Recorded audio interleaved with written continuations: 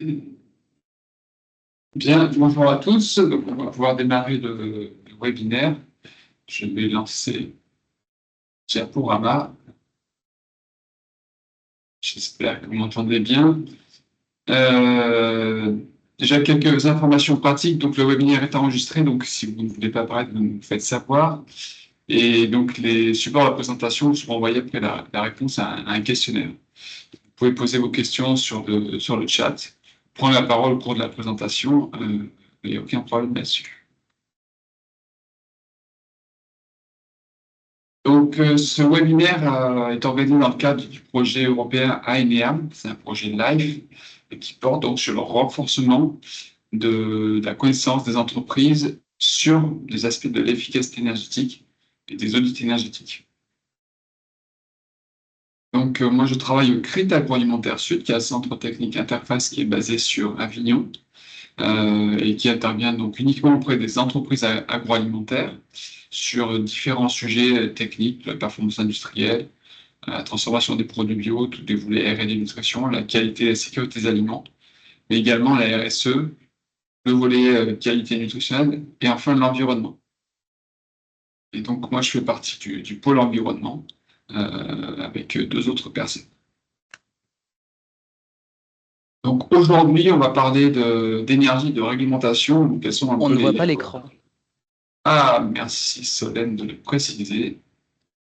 J'ai effectivement oublié de partager. Hop, hop.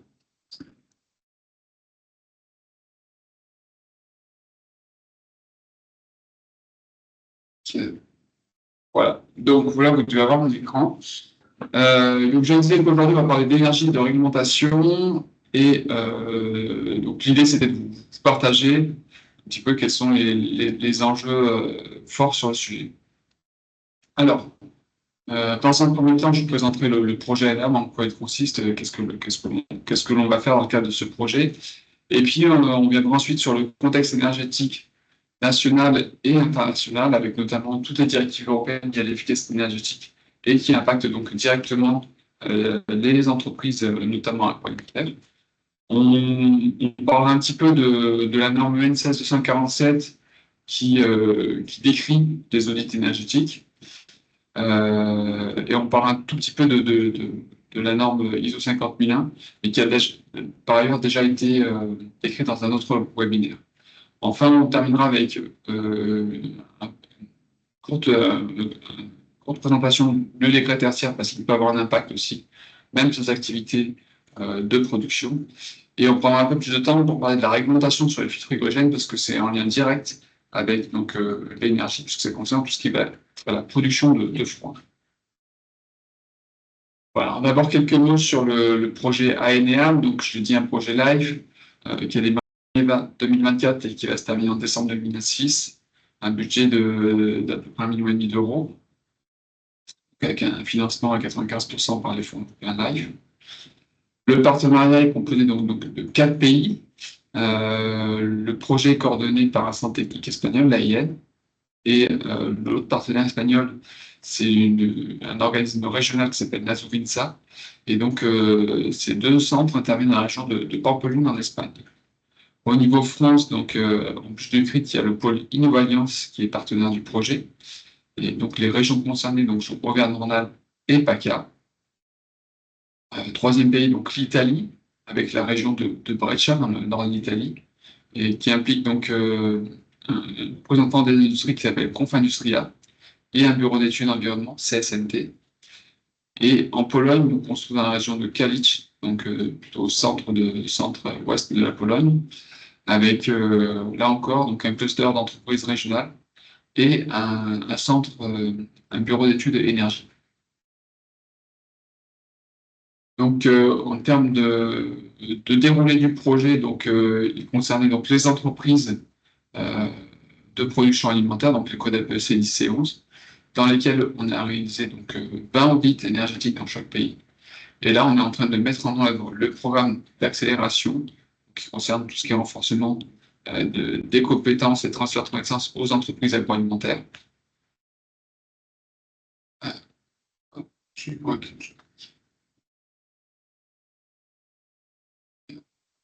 participants, pardon.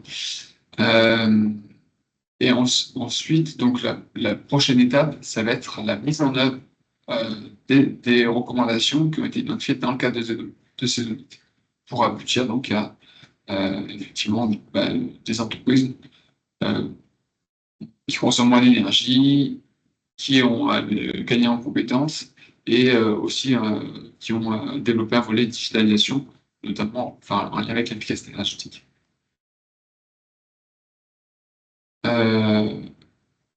Donc le but du projet, donc, c'est de mettre en place une stratégie qui permet de réduire l'impact écologique dans les entreprises agroalimentaires et de l'intégrer à toutes les strates, et aussi de le faire prendre en compte dans la culture, la communication d'entreprise. Et au niveau des audits, donc j'ai déjà dit 80 audits énergétiques. L'objectif, c'est que 50% des actions qui ont été préconisées se traduisent en mesures concrètes. Il y a l'objectif d'un fort taux de transformation. Au niveau de l'écosystème du projet, donc je vous ai déjà présenté les 8 partenaires du projet, mais après sont impliqués dans ces projets, donc bien sûr les entreprises agroalimentaires, les associations qui les représentent, généralement les gestionnaires de zones industrielles ou des chambres de commerce professionnelles, donc ça c'est le volet, on va dire, plutôt autour des bénéficiaires du projet.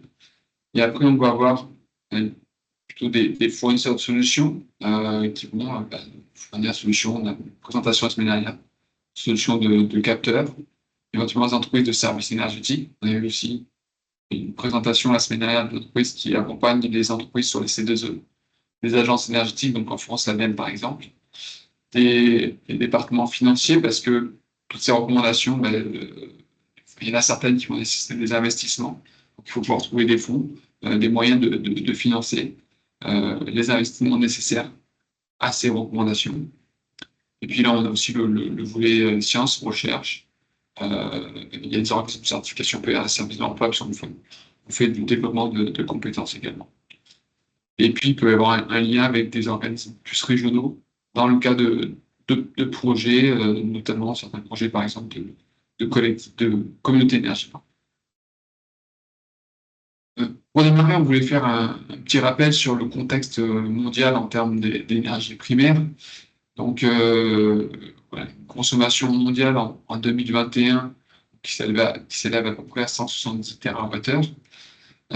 Donc, c'est 2 fois plus à peu près qu'en 1980. Donc, on a connu sur ces 30 dernières années, 40 dernières années, une forte augmentation de la consommation d'énergie. Et on est sur un bouquet d'énergie qui est largement dominé par les énergies fossiles, même si leur part en pourcentage a légèrement reculé par rapport à 1980, parce qu'à ce moment-là, il y avait très peu d'énergie renouvelable. Mais il y a eu malgré tout globalement une forte augmentation de la consommation d'énergie fossile. Les énergies fossiles, les premières, ça va être surtout les produits pétroliers. J'ai quelques chiffres. Donc c'est 30% en 2021, c'est ce qu'on voit ici. Ensuite, on a le charbon et le gaz naturel. Donc on voit que ces 3 énergies sont les 3 premières et de loin. Donc à L3, elles cumulent donc à peu près 80% de l'énergie consommée dans le monde. Bien que, alors, on voit que ces énergies ont augmenté moins vite que la consommation d'énergie globale, en tout cas pour les produits pétroliers, ça c'est clairement le cas. Le gaz, lui, a quand même augmenté significativement. Pardon, pour l'éclairage. Donc on reste sur un monde en fait qui est notable. Ce qu'il faut retenir, c'est que on a un monde qui consomme énormément d'énergie, dont la part a très fortement augmenté au cours des 40 dernières années, globalement sur le temps long. Et notre énergie imprègne notre quotidien, ce qui fait que quand on a des soubresauts dans notre économie, on le voit au niveau de notre économie. Donc on voit la crise de 2009, crise, on va dire, le séisme dans le système bancaire, donc la crise des subprimes. Et puis on voit bien la crise Covid en 2020, où là on a eu une baisse de l'activité économique et qui se traduit par on a marqué un pas au niveau de la consommation énergétique dans le monde. C'est reparti à la hausse derrière. Plus tard, enfin, pardon, il y a plus longtemps, on voit aussi les effets des crises pétrolières dans les années 70-80, même si ces effets sont moins marqués que les deux crises que je viens de citer. Si on monte encore avant, on voit aussi très bien euh, l'impact des guerres, notamment de la Seconde Guerre mondiale, où quand il y a l'économie de guerre, il y a énormément de consommation d'énergie, parce qu'on produit beaucoup d'armements, il y a beaucoup d'industries qui sont mises en place. Et puis avec la fin de la guerre, il y a des grandes zones qui sont dévastées en Europe. Donc on a un effondrement de la consommation d'énergie qui repart après, plus tard, quelques années après la guerre. Donc voilà, ce qu'on retient, c'est enfin, un monde une économie qui est fortement basée sur la consommation d'énergie, et aujourd'hui principalement des énergies fossiles. Alors si on regarde à plus court, un peu moins loin, un peu plus finement, et à l'échelle de la France, beaucoup de paramètres qui changent, on se rend compte que là, on est plutôt, on a un peu changé la tendance avec une consommation d'énergie qui est plutôt orientée à la baisse. Un mix énergétique qui est assez différent du mix mondial. Le charbon, c'est quand même tout petit, très très fin. On a une part des produits pétroliers qui est assez importante. On a une part de gaz naturel qui, au cours de voilà, les 30 dernières années, donc là on est sur les 30 dernières années, c'est un petit peu moins long en échelle de temps, qui est relativement stable, qui a augmenté, mais qui a tendance maintenant à nouveau à baisser. Les produits pétroliers, ça a tendance également un petit peu à baisser. Et surtout, on a un fort développement, enfin un développement des ENR, alors, qui sur 30 ans, là, comme ça, n'apparaît pas très marqué sur la consommation énergétique totale. On voit qu'il y a un gros bandeau de nucléaire, il faut être vigilant parce que là, on parle bien d'énergie primaire. On l'expliquait dans un précédent webinaire. Donc, l'énergie primaire, c'est l'énergie qui arrive, source qui arrive sur un pays. Donc, nous, le nucléaire, c'est le minerai nucléaire, c'est sa capacité à produire de la chaleur. Mais après, finalement, il n'y a qu'environ 30%, 30 à 33% de cette énergie qui va être convertie en électricité. Selon le nucléaire, donc c'est une grosse part, c'est 70 à 80% de notre production électrique. Si on s'intéresse à l'échelle de la France, donc là, la France, on est 2580 TWh, 280 TWh pour l'industrie et 53 pour l'industrie agroalimentaire. Donc, je crois que ça fait à peu près 2% de la consommation française, de 10%. Si on regarde plus le secteur, le contexte énergétique, pardon, des secteurs industriels hors aux fourneaux, on se rend compte que là, il y a une évolution assez significative de la consommation d'énergie, avec une baisse qui est beaucoup plus marquée que pour le reste de la France. On est sur la même échelle de temps. Un charbon qui disparaît quasiment. On voit que les fossiles sont plutôt en démission. Le bandeau ENR, par contre, lui, est plutôt relativement stable. Là, vous avez la consommation donc, pour les différents secteurs industriels, et on voit que l'industrie agroalimentaire, donc c'est le troisième secteur industriel, derrière la chimie et la métallurgie. Donc ça reste un secteur industriel qui est assez important, et une typologie de consommation donc, dans l'industrie agroalimentaire qui est, on va dire, assez équilibrée, avec un mix à la fois de gaz, d'électricité, une proportion relativement similaire. Donc l'électricité, on prend en compte, c'est bien l'aspect consommation, donc c'est pas ce qui est acheté au réseau, donc c'est pas uniquement ce qui est acheté au réseau. Donc l'autoconsommation est aussi prise en compte. Alors, on a un peu d'achat externe de l'énergie, donc il y a des entreprises qui peuvent acheter directement la vapeur. On a un peu de produits pétroliers et un peu d'autres énergies, dont donc notamment des ENR. Ça, il faut bien avoir en tête que c'est un mix moyen, et qu'aujourd'hui, il y a aussi beaucoup d'entreprises qui n'ont pas du tout de gaz, donc qui sont 100% électricité. Ça, c'est un cas qui est finalement assez courant dans l'industrie agroalimentaire quand il n'y a pas de process thermique. S'il y a des process thermiques, là, très souvent, on va avoir du gaz. Et si on a des process thermiques et qu'il y a du gaz, très souvent, le gaz va être majoritaire dans la consommation énergétique de l'entreprise en termes de kilowattheure, pas forcément en termes d'euros, mais en termes de kilowattheure. Voilà pour le paysage énergétique industriel français. Maintenant, on va prendre à nouveau un petit peu de recul et on va parler du contexte énergétique européen.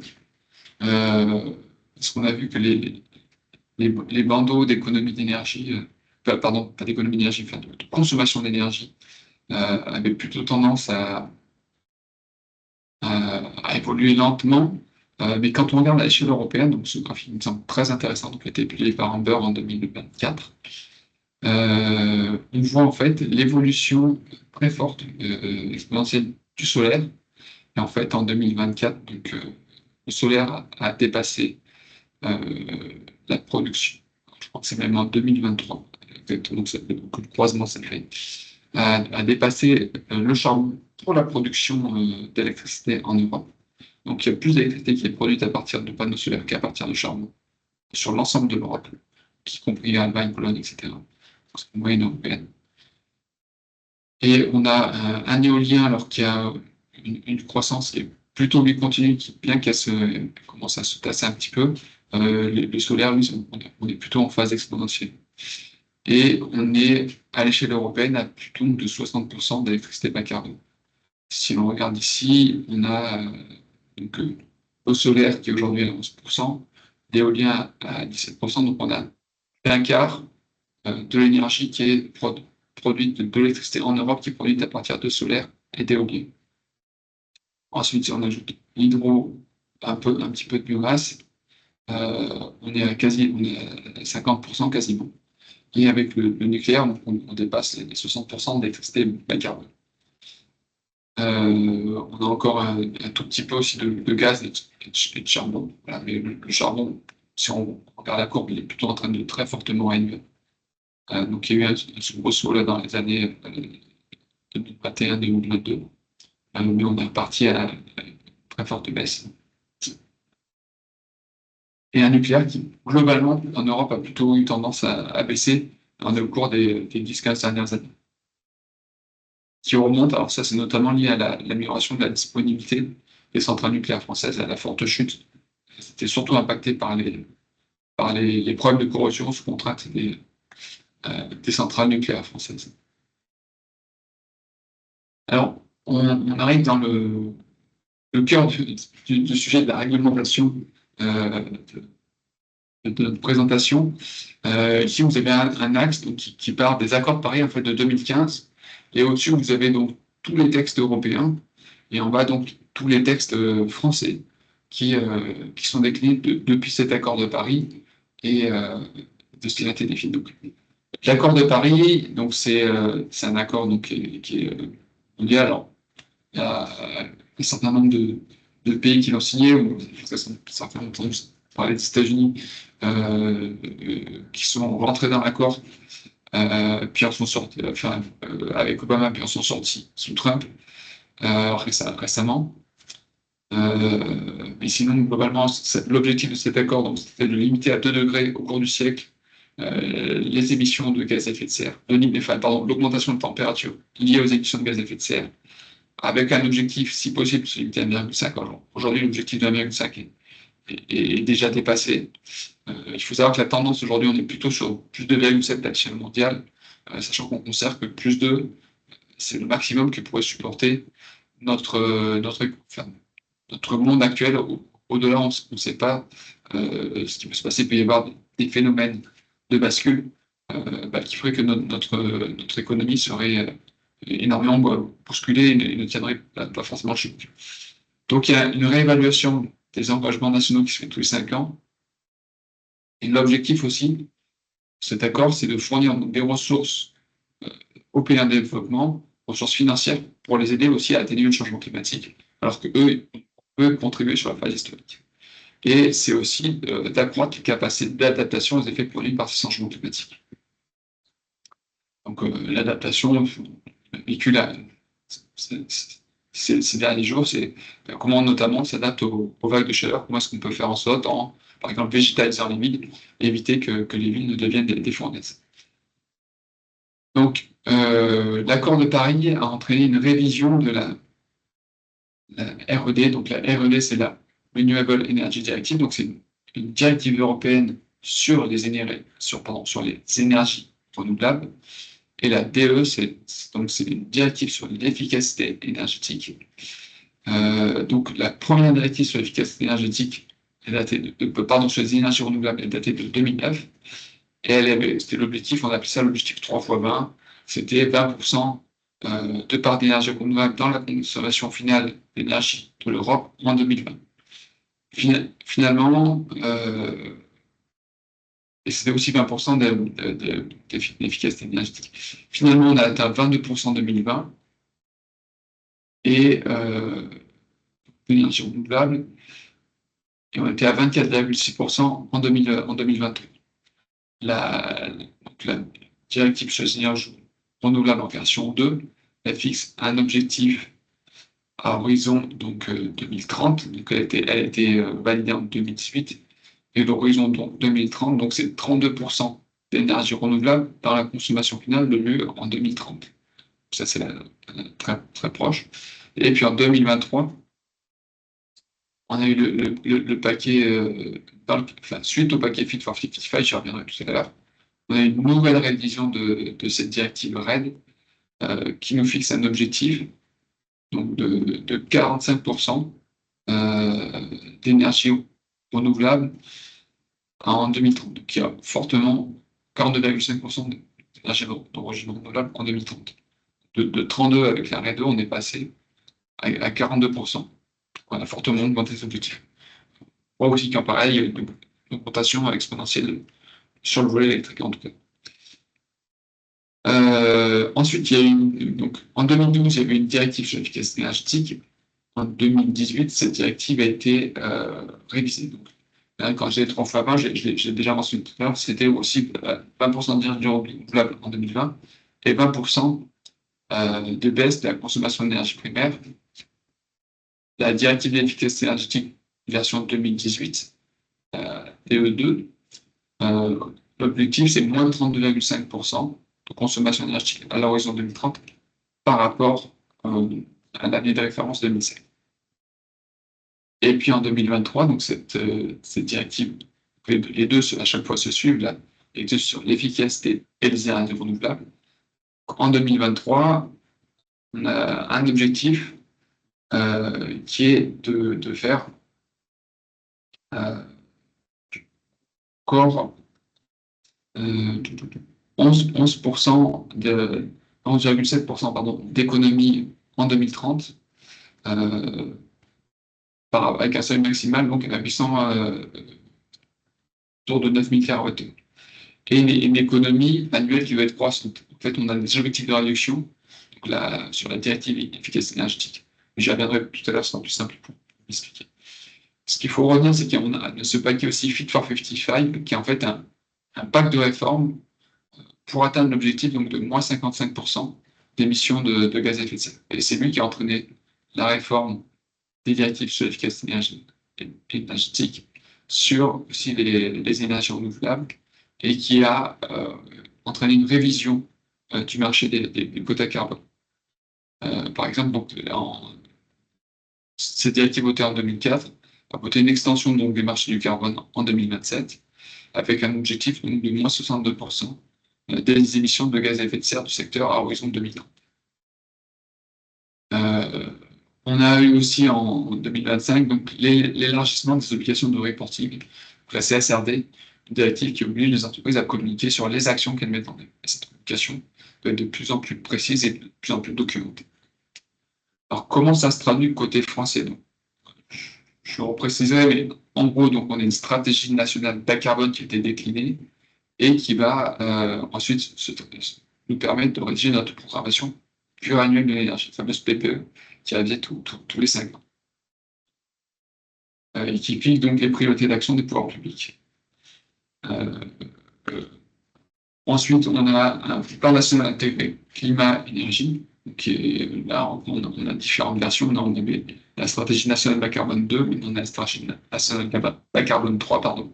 Et là, on en est aussi à la programmation pluriannuelle de l'énergie dans sa 3e période.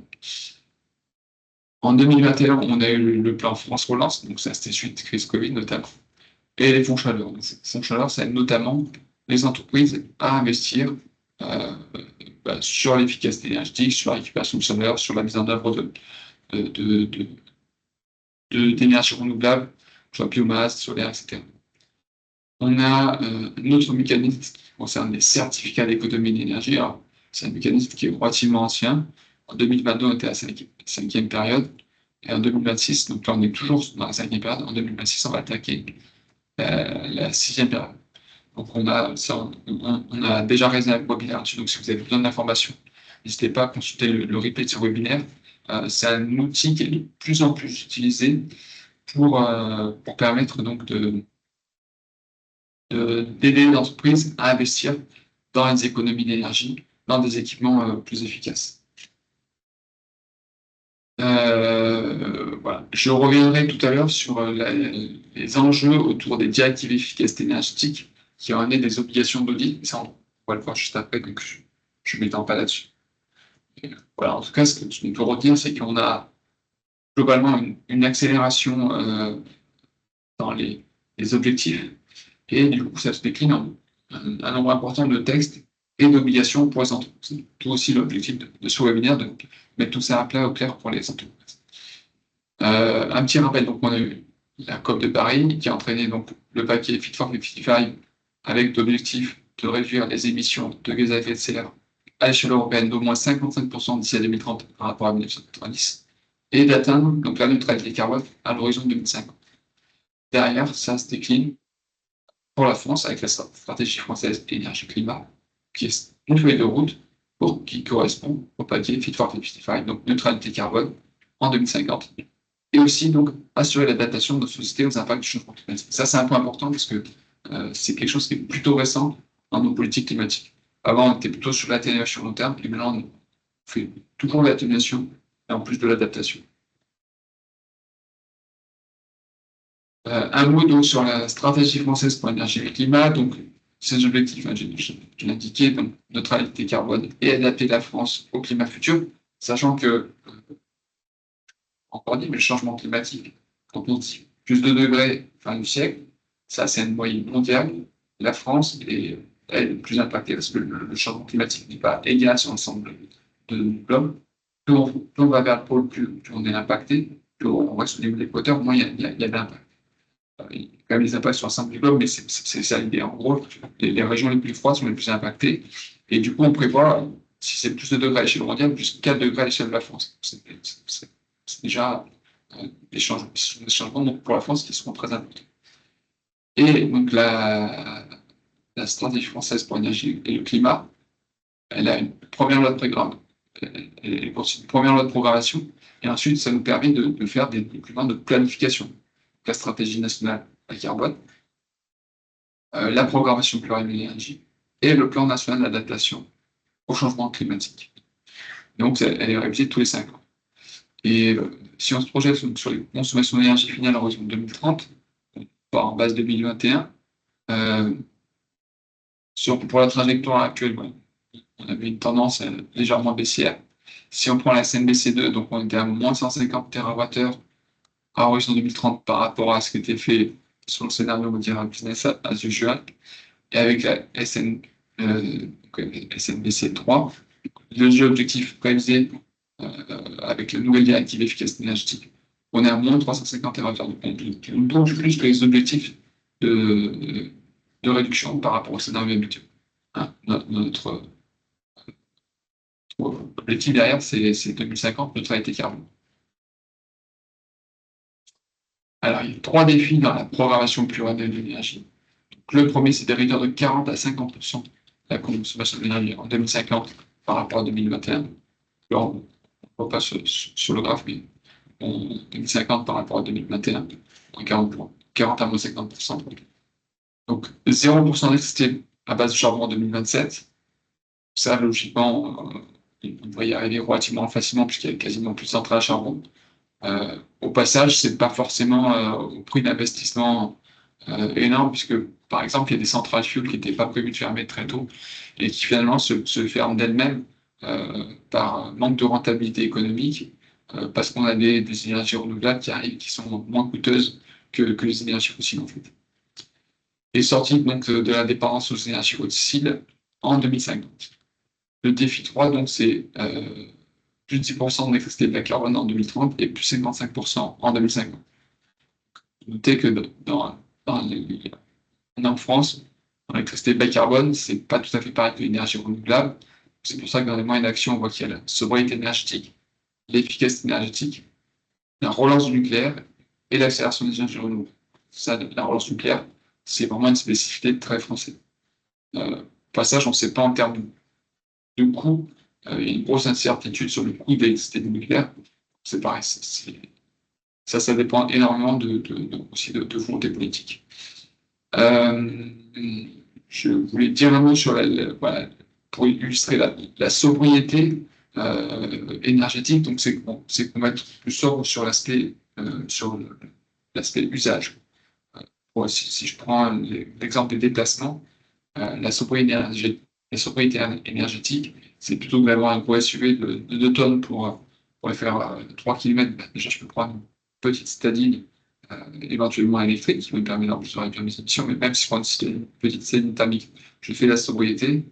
Et le stade ultime, c'est de dire, tiens, c'est peut-être que 3 km, je peux le faire avec. Donc là, on réduit finalement la consommation de l'usage. L'efficacité énergétique, c'est que j'ai un gros SUV, et là, je fais en sorte d'améliorer le rendement énergétique de son moteur, je vérifie que j'améliore les pneumatiques. Je reste sur le même usage, mais par contre, j'améliore son efficacité. Donc, 2 éléments un petit peu sensiblement différents en termes d'approche. Si on regarde la photo donc, de la consommation d'énergie finale en France en 2021, on a 1611 TWh d'énergie consommée. En 2050, donc avec 40 à 50% en moins, on sera autour de 900 TWh. Et on avait une part d'énergie fossile à 58% qui peut être se réduire dans quelques pouliennes. On a une part donc d'énergie renouvelable qui est 15%, qui monte à 41%, hors électricité. Et l'électricité qui représente 27% de notre consommation électrique, l'objectif, c'est de la faire monter à 57%. Après, il y a un peu d'hydrogène et de e-fuels. Alors, les e-fuels, c'est plutôt pour tout ce qui est carburant difficilement substituable, notamment pour l'aviation.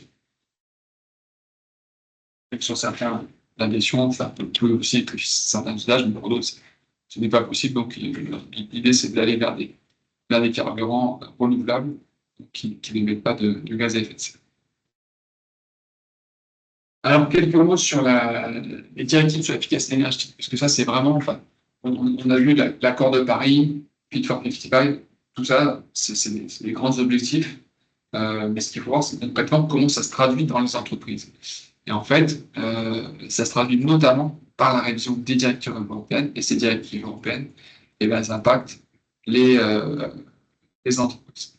Donc, directive 2012, donc, ça c'est l'ancienne version, donc j'avais dit c'était à l'échelle européenne, donc c'était réduction de 20% de la consommation d'énergie primaire en 2020 par rapport à 2007. À l'échelle nationale, chacun devait fixer ses objectifs nationaux de consommation finale et primaire. Il y avait un objectif aussi de rénovation annuelle des bâtiments publics et de l'achat public à haute performance énergétique. Il y avait une obligation donc, pour les fournisseurs d'énergie de réaliser 1,5% d'économie par an sur les ventes au client final. Ça se traduit par le système des C2E. Et pour les entreprises, et l'industrie en particulier, ça c'était une mesure qui était nouvelle, c'est l'obligation de mettre en place des audits énergétiques tous les 4 ans. Donc ça devait démarrer en 2015. Donc ça, c'est en place. Aujourd'hui, ça ne touche que les grandes entreprises. Après, il y avait quelques mesures transversales avec la production des compteurs intelligents, l'étiquetage énergétique qui se développe. Alors, on connaît depuis de très longues années sur, par exemple, l'électroménager, mais il est en train de se développer sur d'autres secteurs, avec, par exemple, un étiquetage énergétique sur les pneumatiques pour les voitures. Et puis, on a les normes minimales de performance. Un exemple typique, c'est qu'en 15 ans, on a vu la disparition, par exemple, des ampoules LED. Des ampoules incandescentes qui ont été remplacées par des LED. Donc là, on a eu des effets sur certains secteurs, c'est que les consommations électriques de l'éclairage ont été divisées par 5 en une quinzaine d'années. Avant, c'était une consommation qui était significative dans une habitation. Maintenant, c'est devenu complètement anecdotique. Donc, voilà, ça c'est juste un petit focus sur cette obligation d'audit. Ça concernait les non-PME, un audit énergétique indépendant réalisé par des experts qualifiés accrédités, et il fallait le faire avant le 5 décembre 2015. Ça a pris comme tout démarrage, donc il y a eu du temps pour que ça se mette réellement en place. Il y a beaucoup d'entreprises qui ont terminé leurs audits courant 2016, mais globalement, ça s'est bien passé. Et l'obligation, c'est le renouvellement de cet audit tous les 4 ans. Là, c'était la directive de 12. On a maintenant la directive de 2023 sur l'efficacité énergétique, donc une nouvelle directive. Là, elle augmente l'objectif de réduction de des émissions de gaz à effet de serre. C'est moins 55% d'ici à 2030 par rapport à l'année de référence 90. Ce que j'ai expliqué tout à l'heure, c'est qu'on a des obligations annuelles d'économie d'énergie dans le secteur de la consommation finale, avec des seuils qui sont croissants, donc avec 1,3% d'économie à réaliser en 2024-2025, 1,5% par an en 2026-2027 et 1,9% par an en 2028-2030, presque 2% par an sur les 2 dernières années. Et on établit le principe de l'efficacité énergétique d'abord comme pilier de la politique énergétique de l'Union européenne. Grande nouveauté, c'est concernant aussi l'audit énergétique, donc c'est qu'en fait l'obligation de cet audit, elle s'étend à toutes les entreprises, et c'est plus le nombre de salariés ou chiffre d'affaires qui va définir le seuil de l'audit, mais c'est la consommation d'énergie. Donc les PME sont plutôt exemptés par ces audits. Donc, et le seuil qui arrive, donc, c'est 2,75 gigawattheures par an. Alors, pourquoi 2,75? Ça correspond à 10 terajoules.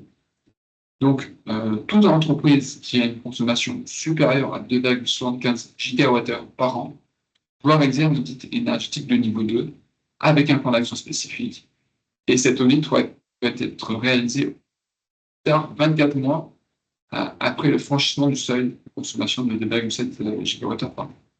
Ou sinon avant le 11 octobre 2026 pour ceux qui dépassent déjà ce seuil. Comme dans la directive précédente, cet audit est à renouveler tous les 4 ans. Et tout comme avant, on est aussi exempté de cet audit si on a un SME, donc système de management de l'énergie, qui est en place et qui couvre au moins 80% de la consommation. Donc, une nouveauté aussi, donc les entreprises qui consomment plus de 23,6 gigawattheures par an, elles sont obligées de mettre en place un système de management de l'énergie qui est certifié. Et donc là, pareil, c'est aussi 24 mois après le franchissement du seuil, et elles doivent le faire avant le 11 octobre 2027, elles ont pas plus de temps. Donc ça, c'est vraiment une nouveauté. Donc là, il va y avoir beaucoup d'entreprises qui vont devoir mettre en place ce système de management d'énergie.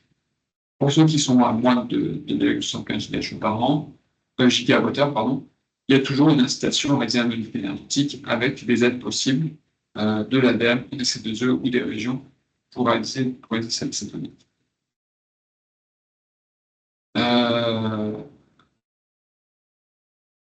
Voilà. Et il y a aussi les audits sont de plus en plus, comment dire, encadrés. On le verra après à travers la RN 7247, et dans la réalisation, dans la mise en place des actions. Parce que c'est des mesures qui sont des mesures d'efficacité énergétique, de l'audit énergie, qui ne sont pas mises en place. Il peut y avoir donc une réduction de la mise à disposition de quotas carbone gratuits pour les entreprises qui sont concernées par les quotas carbone, pour par exemple des mesures qui ont un temps de retour sur investissement inférieur à 3 ans. Donc ça, c'est quand même une notion assez forte avec un renforcement des obligations pour les entreprises et qui touchent surtout les PME. Voilà, que vous dire de plus? Donc, on l'a déjà dit, un outil de niveau 2 minimum pour les sites industriels.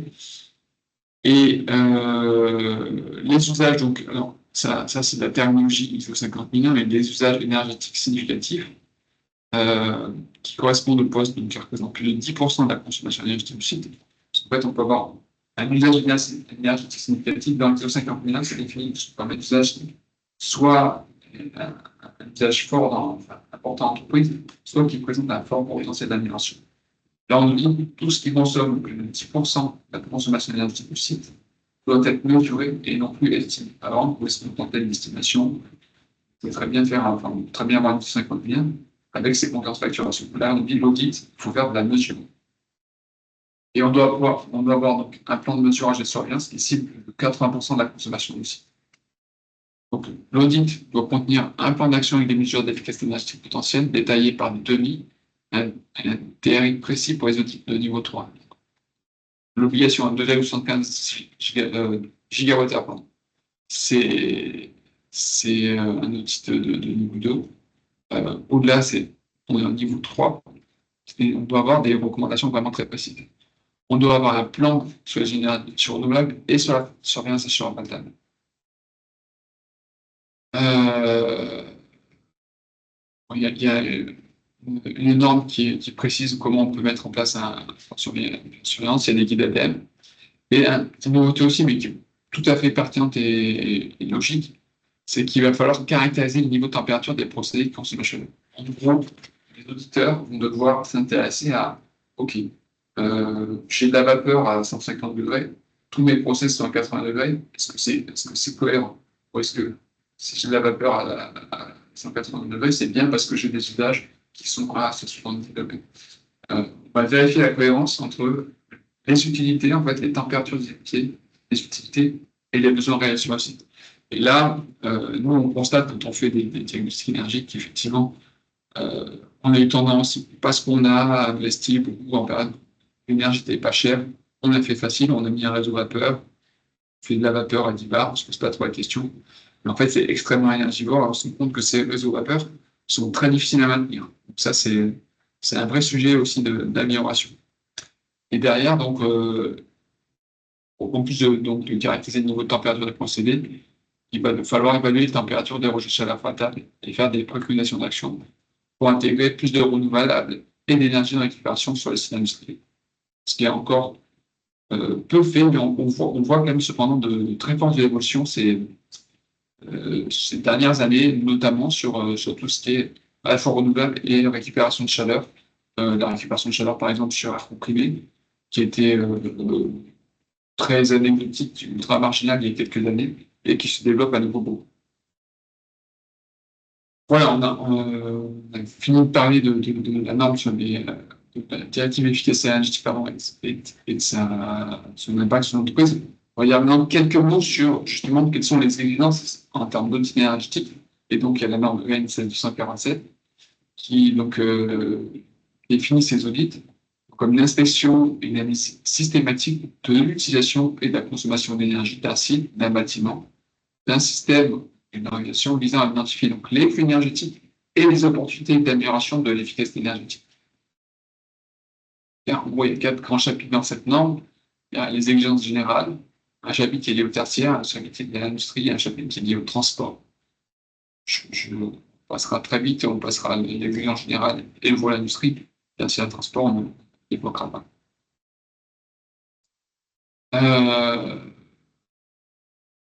Que dire sur cette exigence générale du 27247? Donc, ça permet d'avoir une approche qui est universelle pour le contenu de l'analyse économique.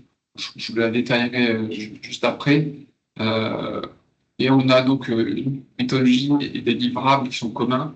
Et l'avantage de cette norme, c'est qu'elle s'applique vraiment à toutes les organisations et toutes les formes d'énergie.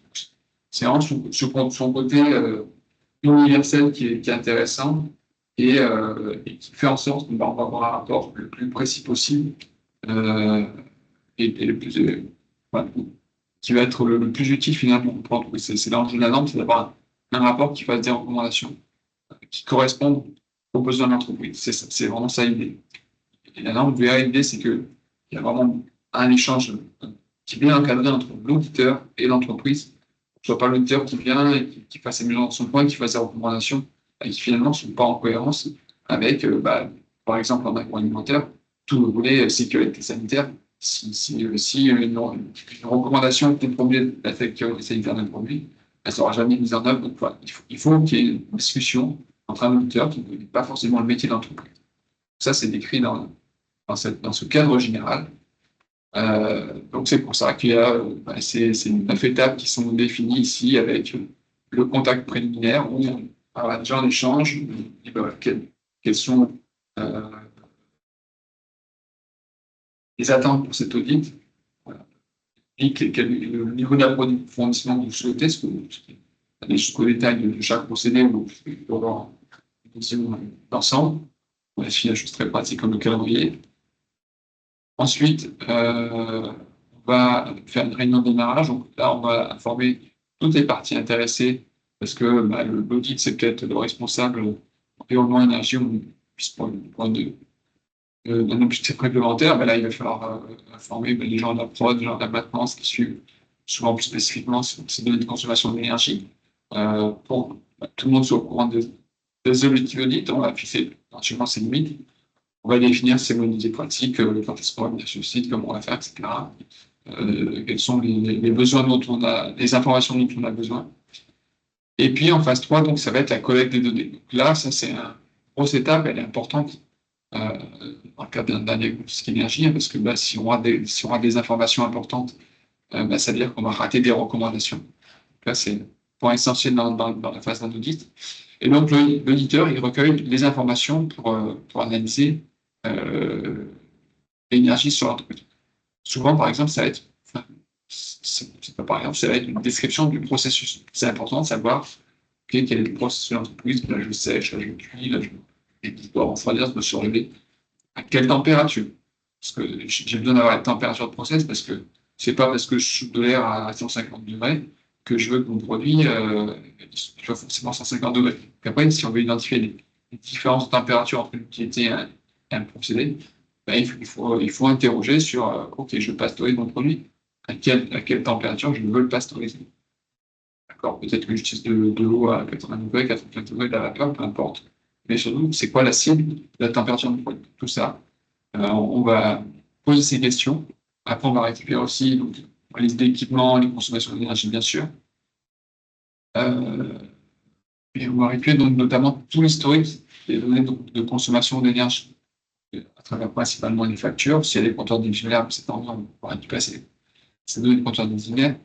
Les données aussi éventuellement économiques, les variables pertinentes, par exemple, ça va être les volumes de produits fabriqués. Alors, des fois, c'est pas toujours évident parce que l'entreprise a des valeurs sur la vente de ses produits, mais la vente, c'est pas ce qui est fabriqué ce mois-là, c'est la vente. Donc, s'il y a un peu de stock entre les deux, c'est de voir est-ce qu'on peut avoir des données vraiment de production qui des fois en comptant. En UVC, pas en kilos, et des fois, ça peut être plus pertinent d'avoir des kilos que des UVC. Donc voilà, là, on collecte toutes les données qu'on aura au prélèvement et au cours de la réunion des marges. On va éventuellement donc faire un plan de mesure. On a dit pour les outils de niveau 2, les usages énergétiques significatifs qui représentent plus de 10% des consos, c'est une mesure. Qui dit mesure, dit plan de mesure. On détermine les points de mesure pertinents et on voit qu'est-ce que l'on peut mettre comme équipement de mesure. Et puis je peux vous dire par expérience que quand on vous dit tiens, moi j'ai besoin de mesurer cette machine parce qu'il me semble qu'elle a une consommation d'énergie importante, des fois de savoir où est-ce qu'on va pouvoir la retrouver dans le tableau électrique. Parce que sur la machine, on ne peut pas faire de mesure en soi, en général on remonte au tableau électrique qui est en amont. Des fois les départs ne sont pas toujours bien identifiés. Plusieurs fois ça m'est arrivé de mesurer la ligne de production, je me dis mais là je ne peux pas parce que la ligne tourne et puis moi j'ai pas de consommation. Ah bah oui, finalement c'est pas ce départ, c'est un autre. Voilà, ça c'est dans la collecte des données qu'on a aussi valider notre temps de mesure et toujours échanger avec l'entreprise pour dire oui, c'est ok, c'est pas ce départ. Ah oui, c'est vrai parce que on a fait une modif, parce qu'il y a tel truc qui a roulé, du coup on était en surchauffe ou alors on a déplacé un équipement, etc. Puis on a oublié de l'éditer. Enfin, ça c'est vraiment du retour terrain très concret. Et puis après, on va aussi définir une méthode d'échantillonnage parce qu'on ne peut pas tout mesurer, donc on va voir quels sont les critères et on va pouvoir définir les informations pour avoir des échantillons représentatifs dans nos consommations d'énergie. Si je fais mesure tel moment, est-ce que ça va sur tel équipement, est-ce que cet équipement représente bien les autres équipements que je peux retrouver, parce que c'est jamais exhaustif. Donc le travail, ça je me suis mal exprimé, les 4 et 5, c'était plutôt en amont. Le travail de terrain, c'est 6. Donc c'est là où on fait vraiment les mesures sur le terrain. C'est là où éventuellement on va corriger par rapport à ce que je disais, là où on fait les consommations d'énergie. Ensuite, en 7, l'auditeur, donc il récupère toutes les données et il va faire son analyse. Donc, il établit finalement la situation de la performance énergétique de l'objet ou l'entreprise qui fait le bilan, la répartition des consommations énergétiques, euh, les indicateurs de performance énergétique. Et il va pouvoir donc ensuite remettre un rapport. Donc, il va rédiger un rapport. Un résumé, il écrit un résultat d'audit, des mesures d'amélioration, les conclusions. Ensuite, sur un rapport, une fois qu'il est rédigé, il va faire une restitution. On remet le rapport à l'entreprise en présentant, en expliquant le résultat. Et parfois, souvent, très souvent d'ailleurs, c'est un peu itératif comme démarche. D'ailleurs, en entreprise, on présente des mesures, on dit voilà, nous, on a mesuré ça, on a observé telle courbe de consommation. Il y a telle consommation à partir de 11 heures. Est-ce qu'on était déjà en phase de nettoyage? Pareil, oui, on était en phase de nettoyage. OK, c'est une note. Donc, en fait, le nettoyage, c'est tant de notre consommation d'énergie. Ou non, c'est pas en phase de nettoyage, mais c'est parce que là, on rajoute tel produit dans la recette qui fait qu'on a une surconsommation. OK, ça, c'est la production. Donc, voilà, ça nous permet d'ajuster et ensuite de préciser le rapport. Voilà, donc, ça, c'était le chapitre 1 de l'EN 16247. Sur le volet industrie, quelques mots de plus, mais pas grand-chose. Donc, ça précise donc les données qui peuvent être collectées. On a un enjeu sur la qualité du plan de mesure et aussi des critères minimaux donc pour un échantillage représentatif de l'énergie pour les organisations qui sont multisites. Ça, c'est vrai que c'est moins souvent le cas dans les entreprises. Ça pourrait être quelques-unes qui sont multisites, mais c'est plutôt peu. On va dire donc maintenant quelques mots sur le système de management de l'énergie, l'ISO 50001, qui est la norme de référence pour la mise en place d'un système de management de l'énergie. L'objectif du système de management de l'énergie de l'ISO 50001, c'est d'aller vers une amélioration continue de la performance et de l'efficacité énergétique dans les entreprises, prenant en compte donc l'utilisation de l'énergie et la consommation d'énergie. Et bon, ça c'est classique sur toutes les normes, mais que la réussite de la mise en œuvre d'un système de management de l'énergie, mais comme tout système de management, de toute façon, ça dépend de l'engagement tous les niveaux de l'organisation et en particulier de la direction. L'engagement de la direction, c'est quelque chose voilà, qui est maintenant, j'ai envie de dire, mis en gras dans les normes parce que sans ça, difficile d'avancer, parce que c'est notamment la direction qui va valider des budgets pour mettre en œuvre des recommandations. Ne serait-ce que pour même mettre en place du suivi. Donc si la direction n'est pas engagée, on n'avance pas. Donc c'est vraiment suivi de près dans ces normes. L'ISO 50001, donc elle est basée sur l'approche qu'on appelle PDCA, Plan, Do, Check, Act, l'approche classique de l'amélioration continue.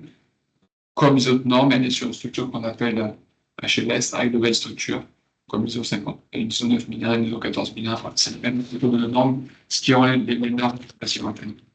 Pour quelques mots sur le système de gestion donc de l'ISO 50001, sur ce schéma PDCA. Donc,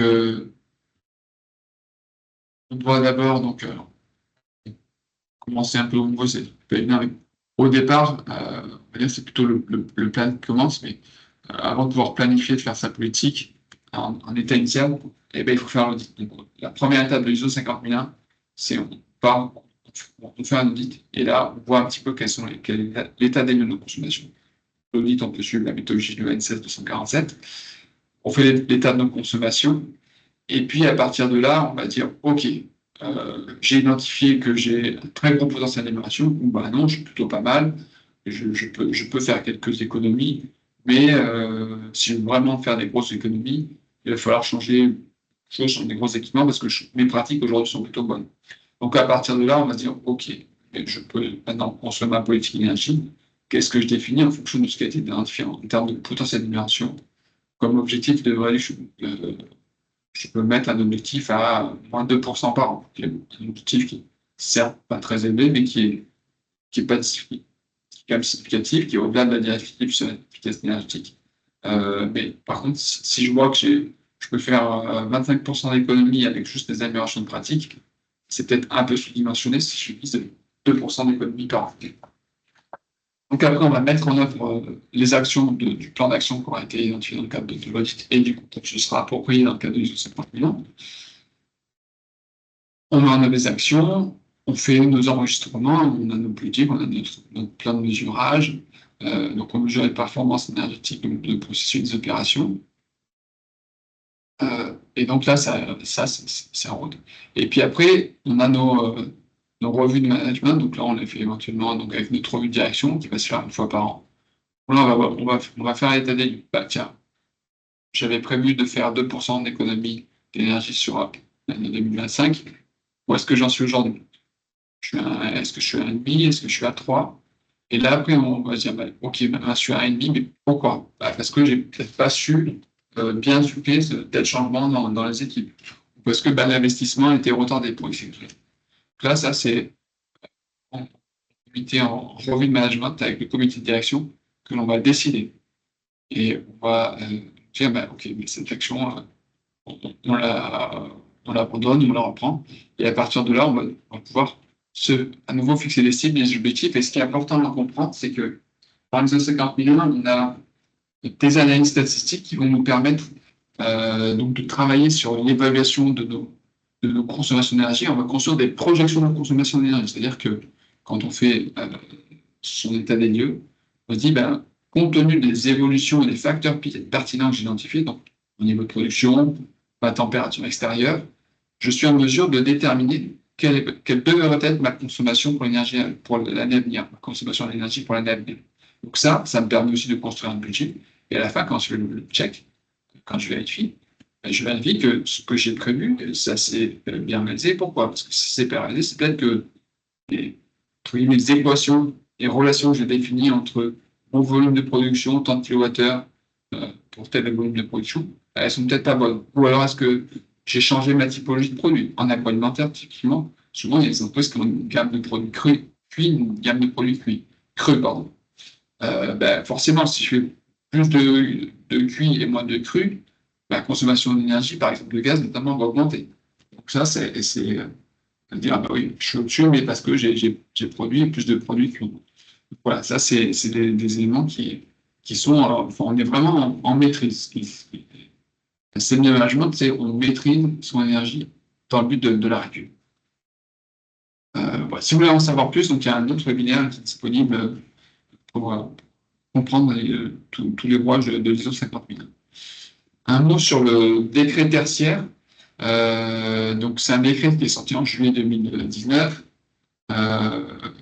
qui s'inscrit dans le cadre d'un article de la loi Elan, qui impose donc aux bâtiments tertiaires une obligation de réduction des consommations d'énergie finale avec, vous voyez, différents seuils en fonction des années, avec une année de référence qui a dû être définie donc, entre 2010 et 2020, si je ne dis pas de bêtises, mais des seuils de réduction de consommation qui sont importants, donc avec un premier seuil à 40% en horizon 2030, 50% en horizon 2040 et 60% en horizon 2050. Alors, si en 2019, vous avez construit un bâtiment super bien isolé, tout neuf, bas carbone, etc., bâtiment basse consommation, ça va être compliqué d'atteindre ces seuils. Donc la loi a prévu également d'atteindre un niveau de réduction ou un niveau de performance équivalent à une construction récente. Et il y a des seuils, ils sont par définition, ils ont été définis.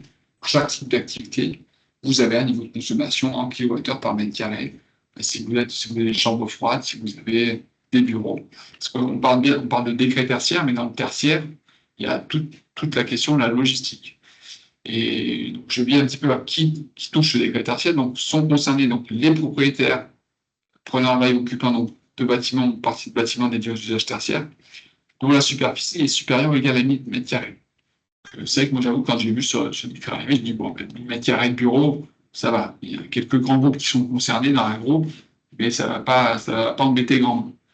Or, c'était oublié que la logistique en fait partie, et un entrepôt logistique de 1000 mètres carrés, pour le coup, ça, il y a beaucoup d'entreprises qui peuvent en avoir. Donc, alors, quand j'ai un entrepôt logistique, la réglementation qui est en cas de décret tertiaire, hein, c'est si vous avez un temps de séjour de plus de 5 jours de vos produits finis. Donc, vous avez une grande chambre froide qui fait 5000 mètres carrés, vos produits restent en moyenne 3 jours dedans, pas de souci, vous n'êtes pas concerné par le décret tertiaire. Vous avez une chambre froide qui fait 1200 mètres carrés, dans lequel vous stockez vos produits en moyenne une semaine, vous tombez sous le décret tertiaire, et là, il faut remplir l'obligation. Donc après, ça veut dire mesure de consommation d'énergie spécifiquement de ce local, et déclaration de consommation d'énergie chaque année sur la plateforme Européra. Donc là, il y a des liens vers le décret et l'arrêté. C'est un peu l'épine dans le pied de certaines entreprises, surtout sur des activités qui finalement représentent peu de consommation d'énergie au regard du reste du procédé. Voilà, c'est comme ça. Ça touche toutes les activités tertiaires, donc vos prestataires aussi un peu sont concernés. Et eux, c'est normal, c'est leur cœur de business, du coup, aussi leur cœur de consommation d'énergie. C'est pas le cas pour l'agroalimentaire, mais c'est intéressant de cette façon. On va terminer cette présentation donc, par un petit contexte réglementaire sur les fluides frigorigènes. Alors, on a fait ce choix parce que il y a de très fortes évolutions ces dernières années, notamment une accélération, là encore. C'est peut-être un des points que l'on peut retenir de ce webinaire, c'est que dans le domaine de l'énergie au sens large, les fluides frigorigènes qui sont liés avec la consommation des groupes froids, on a un contexte réglementaire qui s'intensifie, qui s'accélère avec beaucoup de textes, des changements assez significatifs pour les entreprises. Donc, nous, on voulait porter cette attention parce qu'on se rend compte qu'aussi, au niveau des professionnels du froid, il y a souvent un train de retard et les fournisseurs, ils ont tendance à continuer à vendre le plus longtemps possible les équipements avec les fluides qu'ils connaissent bien, sachant pertinemment que dans quelques années, ils vont être très difficiles à trouver, voire après interdits. Donc, voilà, aujourd'hui, un frigo, c'est un équipement. Alors maintenant, on ne peut plus en œuvre depuis 2025 sur les HFC au-delà de 150 GWP, mais c'est important de pouvoir anticiper tout ça. Alors, quelles sont ces réglementations? Donc, il y a la F4, directive de la F-Gaz, qui touche là directement les fluides frigorigènes. J'en reviendrai en étape. Il y a la directive des équipements sous pression, qui va avoir un impact en fonction du type de fluide, notamment quand on a des fluides inflammables. On a la réglementation SCP, donc c'est l'installation classée pour la protection de l'environnement, qui, quand on utilise des fluides toxiques, par exemple, va nous concerner aussi.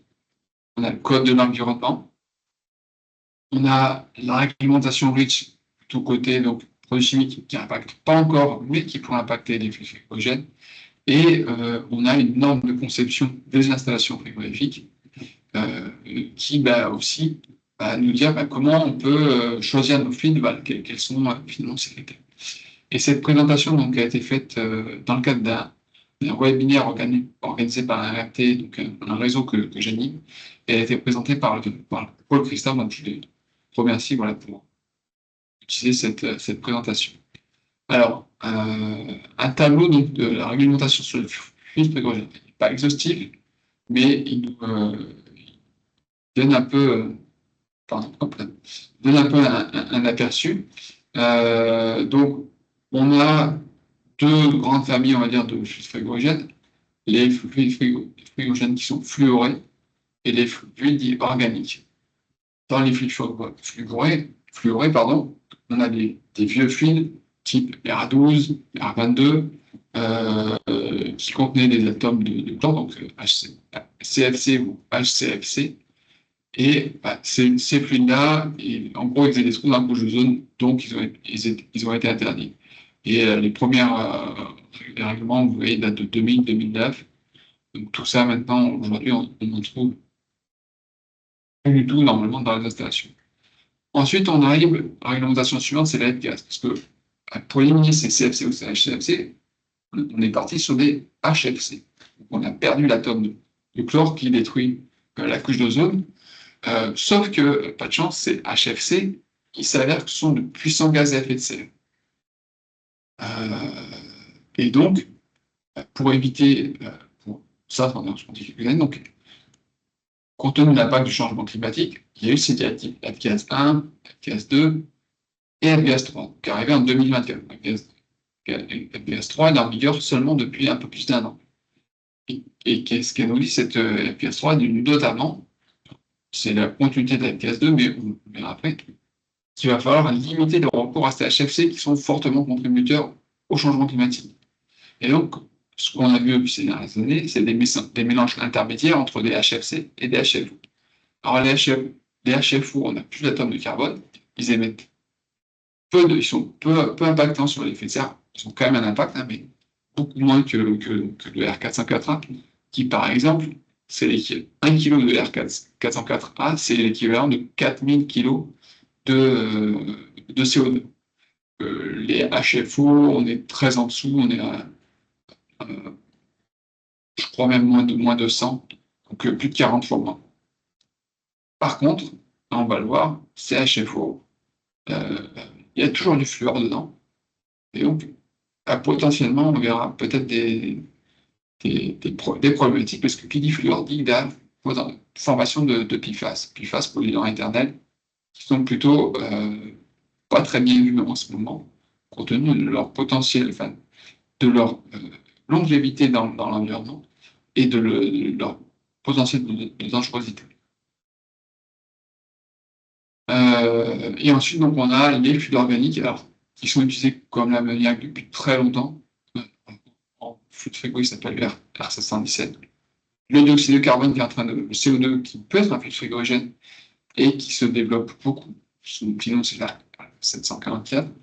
Et puis après, c'est les hydrocarbures, et en particulier le propane, du R290, qui aujourd'hui, on le vend en poupe, qui peut être un bon compromis pour éviter d'avoir à mettre en place des HLO. Et enfin, donc, on a donc cette directive des équipements sous pression qui touche tout le monde.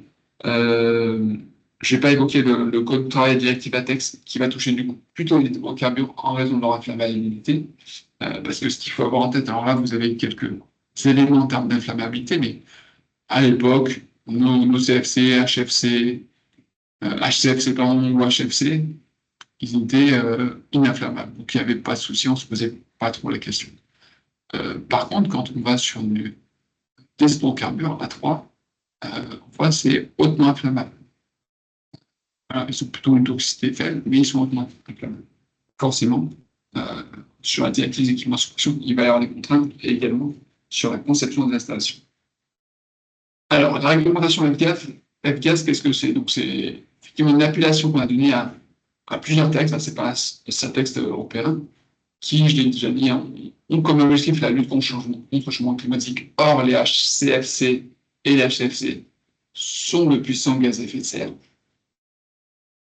Et le règlement F-Gaz, il a été mis à jour récemment. Donc, les fondamentaux sur cette réglementation F-Gaz restent inchangés, j'y viendrai. Mais par contre, le calendrier, il se resserre énormément. Et le niveau de contrainte donc, des mesures renforcement la pression sur les molécules dans le pH, donc c'est le pouvoir de réchauffement global qui est supérieur à 150, c'est-à-dire que 1 kg du gaz en question émet plus de 150 fois l'équivalent de 150. Donc, je dis 1 kg pardon, de fil émet l'équivalent de 150 kg de CO2, 150 fois plus puissant que le CO2 en termes de pouvoir de réchauffement. Il y a encore des précisions qui restent à apporter, et il s'agit d'un règlement européen, donc il se fait sans transposition. Mais il faudra quand même que notre code de l'environnement soit clarifié et adapté. Alors, les fondamentaux de la F-Gaz.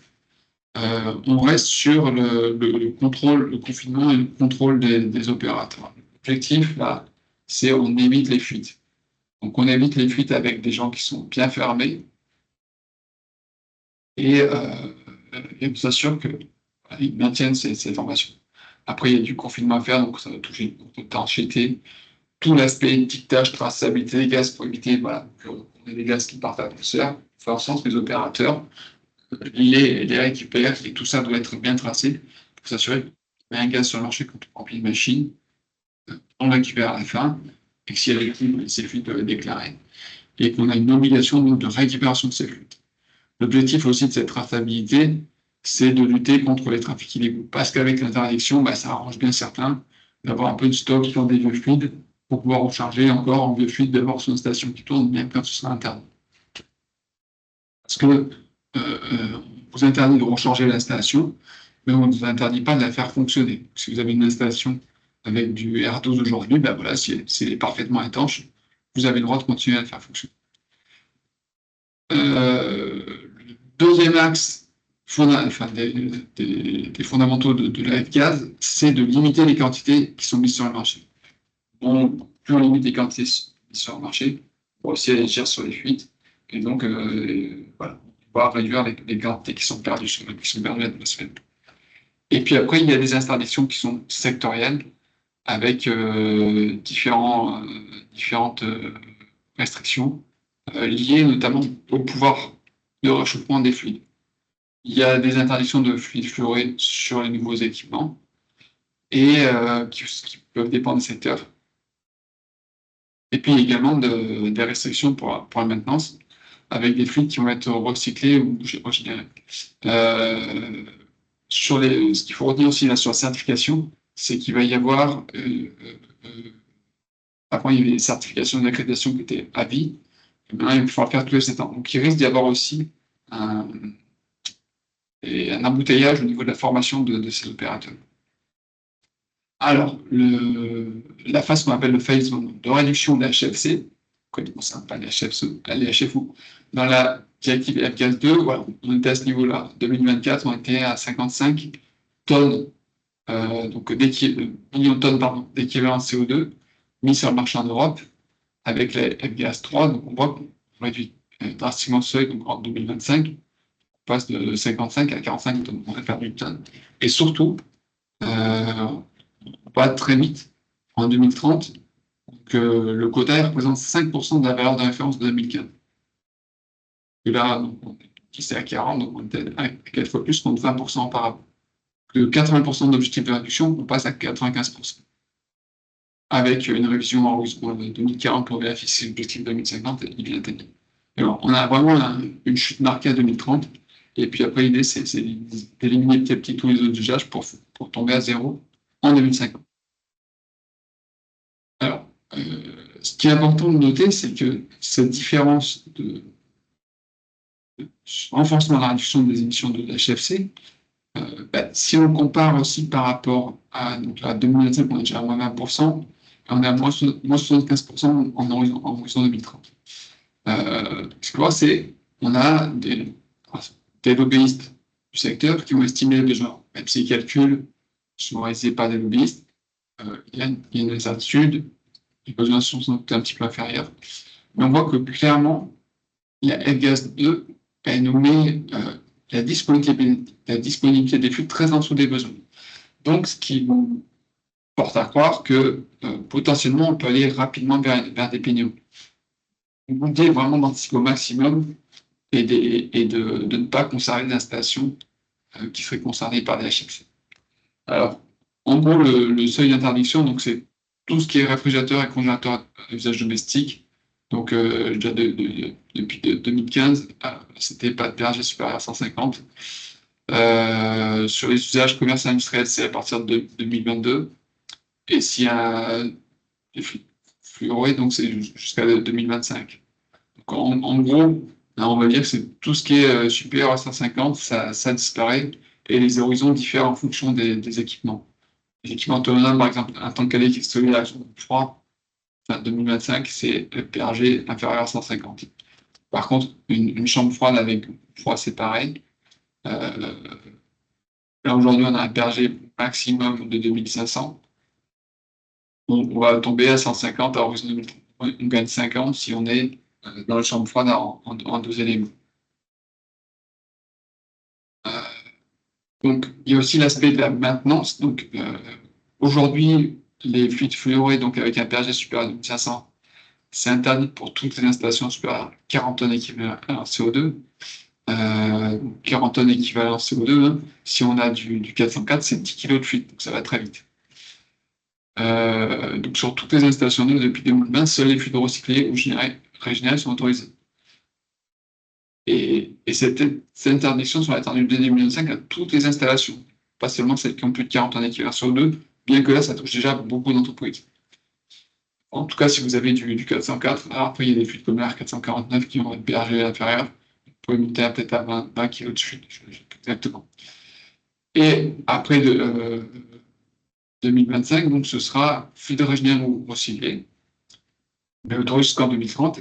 Et à partir de 2030, donc 2032, tous les PRG supérieurs à 750, même recyclés ou régénérés, seront interdits. Règlement REACH et les PFAS. Donc, vous avez peut-être entendu parler l'an dernier du débat autour des PFAS, notamment qu'on trouve dans plein d'éléments de notre vie courante, qui ont été interdits pour plein d'usages, sauf sur les poêles usages domestiques, donc les poêles à frire, notamment parce qu'il y a eu un gros lobbying de Tefal sur le sujet. Mais sinon, voilà, globalement, il y a eu une interdiction des PFAS dans beaucoup de nos objets du quotidien. Il va y avoir de nouvelles restrictions qui devraient être votées en 2026. La question, c'est est-ce que les HFO qui contiennent des PFAS vont rentrer dans ce train réglementaire ou pas? Il y a des chances, puisqu'il y a des pays qui poussent pour l'interdiction des PFAS à tous les niveaux. Et effectivement, on a des alternatives. Les HFO peuvent être substitués par du CO2, par du propane, par de l'ammoniac, selon le cas de figure. Donc, la Commission pourrait dire qu'effectivement, c'est l'occasion d'éviter de renforcer l'augmentation au PFAS en les interdisant aussi dans la culture frigorigène. Il y a une question sur l'inflammabilité. Puisque j'ai dit, une des solutions, c'est de passer notamment sur des fluides type propane qui sont inflammables. Certains HFO sont aussi légèrement inflammables. Donc après, vous avez le N378 qui va définir des seuils avec des limites de toxicité. Donc ça veut dire qu'il va falloir se poser la question de où est-ce que je mets mon four. Est-ce que c'est dans une pièce fermée? Est-ce que cette pièce est ventilée ou pas? Et donc là, c'est-à-dire qu'on va devoir un peu plus se poser de questions sur comment j'intègre ma production de froid dans mon entreprise. Quelles sont les contraintes? Est-ce qu'il y a de l'accès? Est-ce que c'est sécurisé? Ça demandera un échange plus poussé avec les concepteurs d'installation. On a donc la directive des équipements sous pression qui s'applique aux équipements en pression supérieure à 0,5 bar active, donc ça va très vite. Et on a des groupes de fluides, donc les dangereux ou les fluides à 1, et maintenant on a beaucoup de nos fluides, finalement, le propane, le NH3, qui sont des fluides dangereux. Un petit mot sur cette directive des équipements sous pression. Le marquage de l'équipement, il indique que c'est le fabricant qui est responsable de la conformité, qui garantit bien le marquage. Mais bon, tous les opérateurs économiques ont des obligations. Et après, en phase d'exploitation, pour eux, c'est vraiment l'exploitant qui est responsable. Et autant il n'y ait pas trop de contrôle. J'ai beaucoup d'installations très vieilles avec certaines parties d'équipement qui sont très couronnées, des bouteilles de liquide notamment, choses comme ça. À l'avenir, il y aura peut-être plus de surveillance si on est sur, et puis c'est en cas d'accident, avec une installation avec un fluide inflammable. Ça veut dire qu'il faudra être peut-être un peu plus vigilant à ce niveau-là pour les exploitants de pompe froid, notamment si vous avez des fluides inflammables. Donc maintenant, on fait quoi? Donc, sur ces équipements neufs, vous l'avez compris, l'objectif c'est moins de 150 de PRG pour les nouveaux fluides. Donc en fluide naturel, CO2, propane ou ammoniac. Il y a des solutions qui sont en mélange de SFC, et HFO qui sont disponibles. Mais attention à l'effet des quotas, parce que ça veut dire que ces HFC sont peut-être plus très bien disponibles très rapidement. Et la gestion du risque aussi, un HFO peut être légèrement inflammable.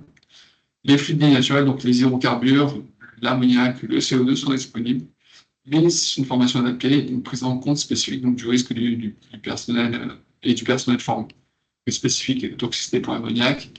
CO2 aussi, il y a beaucoup, ça peut aussi être toxique. Voilà. Et les hydrocarbures, ça va être le côté un peu plus inflammable.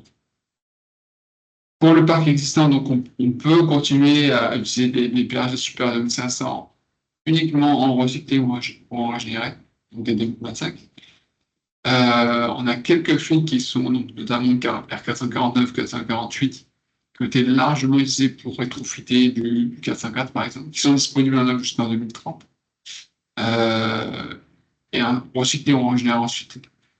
Mais compte tenu qu'il y a ces quotas, on ne sait pas finalement s'ils vont être réellement mis en marché dans longtemps, parce que comme chaque producteur a un quota qui est calculé en tonnes équivalent CO2, lui, s'il veut mettre un maximum de tonnes de fluide sur le marché et vendre le plus de fluide possible, il a intérêt à avoir des fluides avec le plus bas PRG. Donc, les HFC qui ont un très fort PRG, moi, ce ne sera pas du tout rentable pour lui parce que ça va lui bouffer potentiellement des parts de marché.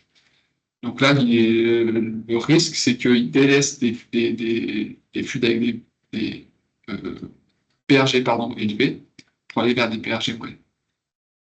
Voilà. Et la formation donc, des opérateurs risque aussi de créer un goulet d'étranglement, donc potentiellement moins de ressources disponibles au niveau des frigoristes, enfin des prestataires des frigoristes. Voilà, donc on arrive on est à la dernière session de cette série de webinaires, donc on est sur le webinaire du 3 juillet. Merci à tous pour votre écoute, et puis je vais voir s'il y a des questions, n'hésitez pas.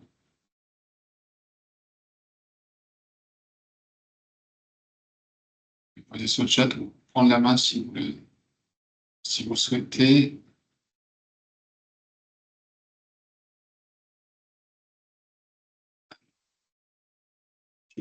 Oui, je vois pas de questions. Restez une petite minute si vous souhaitez poser une question ou lever la main. Non, je vais arrêter le partage. Et donc, il va y avoir un questionnaire donc, qui va être lancé pour que vous puissiez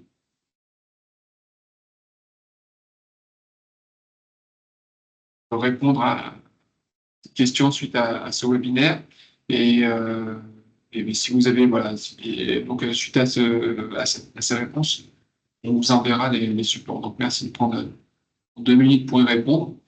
Merci encore pour votre participation. Et donc, je vais pouvoir vous laisser finir de répondre au questionnaire et clôturer ce webinaire. Bonne journée à tous.